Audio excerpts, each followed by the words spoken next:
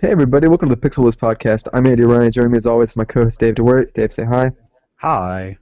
Today we're going to talk about the NPD numbers. For those of you who don't know, NPD is a business group that studies what American consumers buy, what they don't buy. It's kind of a good thermometer for what's selling well, what's not selling well, what needs to change. They're not infallible. NPD actually does revise their numbers over the months out, but keep in mind that so does the Bureau of Labor Statistics. When you see the unemployment for a month, that gets revised. Agriculture, when you see the price for the average set price for milk, that gets revised. Same with the average for gas. All these things are concrete metric numbers for things that are not necessarily concrete. So there's a little bit of estimation on everyone's part. Don't freak out. Well, and also So, certain numbers are combined, right? Like the 3DS sales numbers are the old 3DS and the new 3DS combined, not just one or the other. So yes. So remember. that's a good thing that you talked about that, because that's what's leading the month for February. Number one is the 3DS / new 3DS. There was some consternation about whether or not there should be two different platforms or whether there should be one. If they were two different platforms, the new 3DS comes in at number 2. PlayStation 4 moves up to the number 1 spot, and the 3DS comes in at number 4. I think it sold more than the Xbox One, which would make it number 3, maybe. Yeah, the Anyway, article the article I'm looking at doesn't actually show numbers or even estimated numbers. It just says here's your top for software, here's your top for hardware. So yes. So a quick history: at the start of the PS3, Xbox 360, and Wii generation, NPD did supply numbers, but then found out that a lot of websites were just taking those numbers and not paying NPD for their reporting.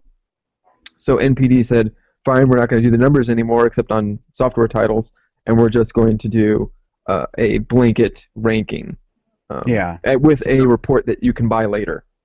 So the report also doesn't have numbers in it. It just has breakout statistics. That's silly. Why wouldn't it have numbers in it if you're paying for it then? Well, because I deal with the NPD not for this, but for my actual day job, and the numbers basically it gives you the ranking. That's basically the abstract of a journal report, and then the report actually goes in and breaks stuff down even further, and will occasionally give you numbers. That's how people know that the new 3DS breakdown, and is this a new platform? Is this not a new platform debate that they had at the NPD? But that's neither here nor there. Most people don't care. It deals with a lot of nerdy things that economists, and tech reporters are into, but not necessarily the general reading public, and definitely not video game players. So the only real reason you buy the NPD report month to month is if you work for a news organization or an investment organization and you want more information on those. But I'm a nerdy guy and I like nerdy things, and I'd like to see these numbers. Well, then you can pay the NPD. I'm not paying that because it's probably something stupid. I don't have stupid money to throw at it. I know that I do not normally get full NPD reports at my job, except after major holiday spending. So we got the November, December, January full report. We didn't get the February full report. So I had to go look elsewhere for that. So, and I'm sure that's for instance, and I work for a big media organization, so. And I'm sure that stuff is probably available online somewhere because somebody bought it and then went, screw it, let's put it on the internet. Well, actually, that's one of the reasons NPD is actually one of the better places for curtailing that, because they ran into that problem where people were just doing the abstract and not paying for the report. So now they're kind of close-knit. I know there are rules on what I can and cannot put on TV that are in that report when I see it. So. Gotcha. Yeah, I don't know. But anyway, the big controversy is that Sony is very proud that the PlayStation's the number 1 selling console. Home console. And home console. Yes. And Nintendo's very happy that the 3DS is the number 1 selling portable console. But the other thing is, at the other end of the list, at the bottom of the list, are both of their other platforms. So I believe the Wii U eked out the Vita this month. Just barely. Yeah. Because now they're comparing, since they're combining 3DS and new 3DS numbers, they're combining PlayStation Vita and PlayStation TV numbers as well. So. Yeah. I don't know. The Vita TV seems like it's kind of a neat little thing, but only if you just want like to stream games from your PS4 into a bedroom that's not where your PS4 is, you know? Yeah, like a good for instance, the PlayStation TV deal they had on Amazon Lightning deal sold out in less than 2 minutes. So there's demand for it. I just don't think there is demand at $80 or $90 or however much it is for it. I mean, I think it's what, like 100 normally. But for that, Well, that's not bad. you can buy the core system, which is just the system itself, no controller, for 80. And then there's like one with a DualShock 3 and a copy of the Lego game for like 110 or 120. That's not too bad. And I think at some point, if they haven't done it already, they're going to allow you to pair DS4s to it, so it'll be a lot like just playing. Okay, so yeah, it'll be almost exactly like playing a game on a PS4. If you have a PS4 in your house and your Wi-Fi or your connection's good enough to stream it to another TV. Yeah. So like the big thing is that and we're kind of getting off topic here, but I feel like the PlayStation TV is a system that Sony is marketing as this is the PlayStation for kids, based only on the commercials and how they're pushing the bundling of it. But at the same time, it seems to sell best with people that are already in the PlayStation ecosystem, have a PlayStation 4, have a Vita, and they want another thing so they can stream PlayStation 4 somewhere else in the house. I mean, I hadn't thought of the PlayStation for Kids thing, though, because, I mean, yeah, the bundling with the Lego game or whatever is fine, but then you can buy these cheaper Vita titles for it, provided it's on, like, the approved list of Vita games that work with the PS TV. Here's a good for instance. How much of Disney XD's Marvel block do you watch on a week-to-week basis? I don't. Okay, as a person who watches a lot of it, and even with the DVR, while scanning through, I do see a lot of PlayStation TV commercials. Yeah, a lot more for PlayStation TV than I do for PlayStation 4 or for Vita itself. Well, and you know what? That's fine. I mean, like they're pimping like the SpongeBob game for it, the Adventure Time game for it, which looks like Link to the Past, the Adventure Time game, which Andy is excited about, and the Lego Movie game for it.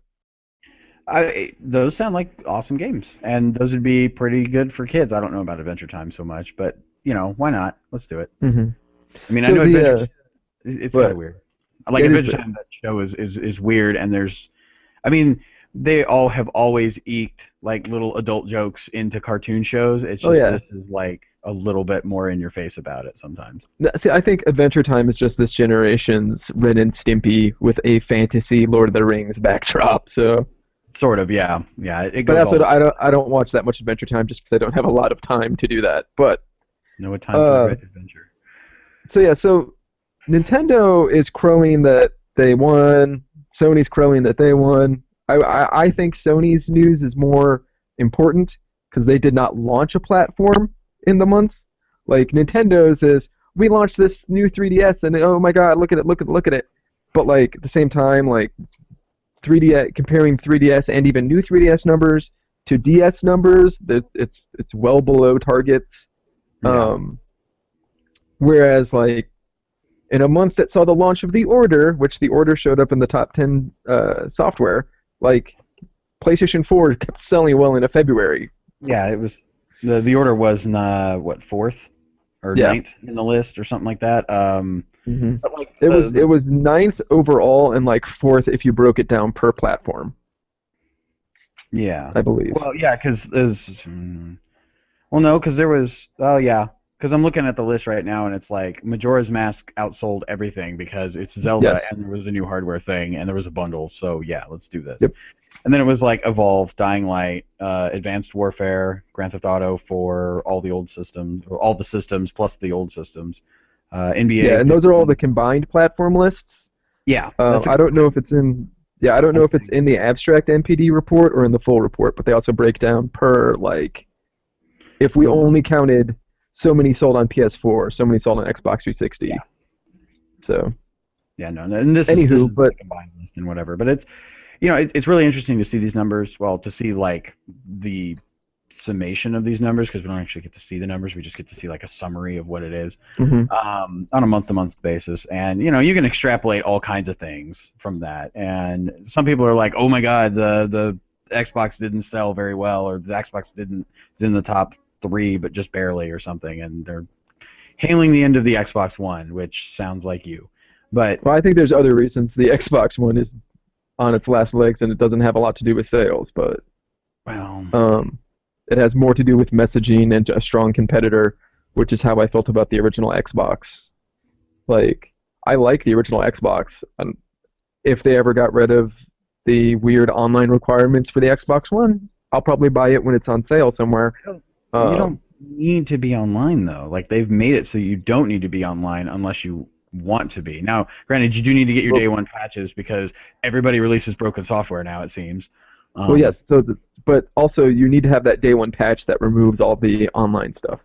Yes. Although you'd think after a year they would have like updated the base firmware, right? Well, I think they're just going to change that when they have an updated, because the problem with that is you have more systems out in the marketplace. So like there are still Xbox Ones with Kinect sitting on shelves, so they have to have the same firmware as the Xbox that doesn't have Kinect with it. When you see like a revamped Xbox One 2, Microsoft better think of a better name for that, or an Xbox One Slim, I believe then they will change the onboard firmware. Well, the firmware will definitely change there, but I'm saying like the new manufactured ones. Oh, and also like when they release the new, because I'm pretty sure they're working on a new dashboard already to coincide with the release of like Windows 10. Because Windows 10 is coming, and I honestly, a little off topic, I love Windows 10. It's on my laptop, and I love it. It's way like I hated the big thing with Windows 8 was the big Metro interface. I never looked at it. I always turned it off. But with 10, the interface that the Xbox One kind of uses, yeah, like that. Like it basically uses it except for the touch thing. Yeah, if I could use a controller to go through the Windows 8 Metro UI, I would totally do that. But you can disable it, and you never actually have to look at it again. With 10, you can choose to have it or not. So. I use a lot of touch screens at work. I have to put up with the Metro interface, which there are just things in the Metro interface that like scream Microsoft stupidity. Anyway, we're getting off topic. So I think the bigger thing is taking the NPDs as a gauge of how things are doing, not extrapolating too much gloom and doom out of them. But I'm sure that Nintendo of America execs were not happy with it, which will probably lead into what we're going to be talking about in our next episode. So we will see you then. See you later.